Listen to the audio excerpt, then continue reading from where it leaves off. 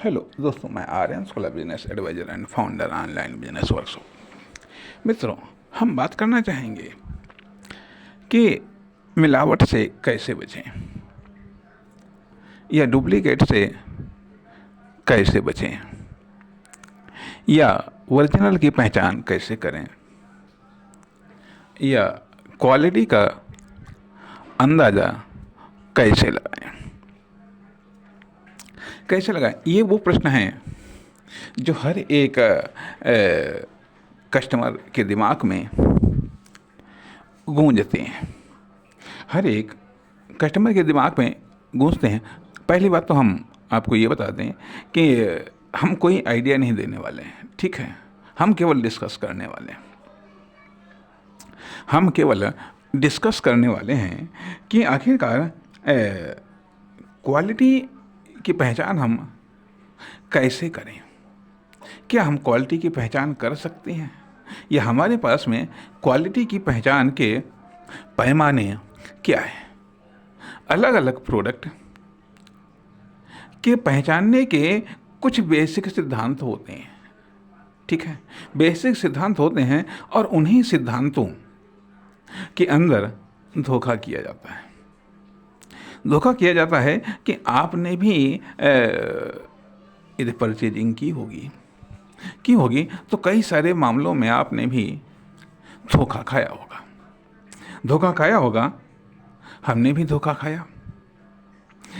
धोखा खाया, लेकिन 99% ऐसे दुकानदार मिलते हैं जो अपनी गलती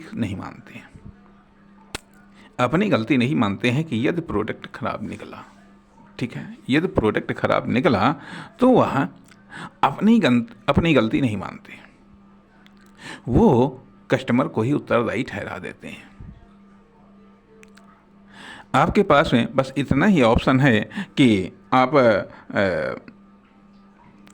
दोबारा ज़्यादा ज़्यादा उसके यहाँ से सामान नहीं लेंगे। इतना ही आपके पास में ऑप्शन है। अब यदि मान लिया कस्टमर इस तरीके से इन चीज़ों का शिकार होता है, तो एक बिजनेस भी इन चीज़ों का शिकार होता है। एक बिजनेसमैन भी इन चीज़ों का शिकार होता है। न तो वह क्वालिटी एक्सपर्ट होता है, न वह ओरिजिनलिटी एक्सपर्ट होता है कि ये प्रोडक्ट ओरिजिनल है या फिर ये डुप्लीकेट है। ना ही उस प्रोडक्ट की अन्य विशेषताओं के बारे में वो परिचित होता है। अर्थात कभी कभी होता यह है कि अर्थात हम ये कह सकते हैं कि बिजनेस में धोखे कैसे मिलते हैं, और हर प्रकार के लगभग 99% प्रोडक्ट में आपको धोखे मिलने की संभावना है। अर्थात अब तो ऐसा लगता है कि यदि ओरिजिनल प्रोडक्ट मिल जाए, यदि सही मिल जाए, तो यह अपने आप में एक सौभाग्य की बात है। यह अपने आप में एक सौभाग्य की बात है। क्या बिजनेस इस लेवल तक गिर चुका है?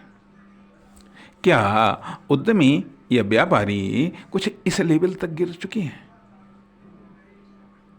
या फिर मान लिया ये परसेंटेज है, भले मान लिया 100, मैं 100% की बात नहीं करता, लेकिन हाँ, ये परसेंटेज है। और यही चीज़ न केवल छोटे व्यापारियों में बल्कि बड़े व्यापारियों में भी ये चीज़ पाई जाती है। न केवल छोटे प्रतिष्ठानों में बल्कि बड़े प्रतिष्ठानों में भी ये बात पाई जाती है कि खुद की गलती नहीं मानते। अर्थात लॉस, प्रोडक्ट खराब निकला, लॉस कस्टमर का ही होना है। अब सवाल ये उठता है कि कस्टमर प्रोडक्ट को यूज़ करना तो बंद नहीं कर सकता है। प्रोडक्ट को यूज़ करना या सर्विसेज को यूज़ करना या फिर लेबर को हायर करना या एम्प्लॉय को हायर करना, यह एक नैसर्गिक आवश्यकता है। नैसर्गिक आवश्यकताएं हैं। इसलिए इसलिए हम तो यही कहेंगे कि यह इस प्रकार की गलतियां, चाहे आप कस्टमर हों, चाहे आप बिजनेसमैन हों, इस प्रकार की गलतियां होना स्वाभाविक बातें हैं। इस प्रकार के नुकसान होने स्वाभाविक बातें हैं। फ़र्क केवल इतना है कि जो बिजनेसमैन होता है वो अपने नुकसान को, ज़्यादातर बिजनेसमैन अपने नुकसान को कस्टमर को सप्लाई कर देते हैं, लेकिन एक कस्टमर अपने नुकसान को सप्लाई नहीं कर सकता है। अब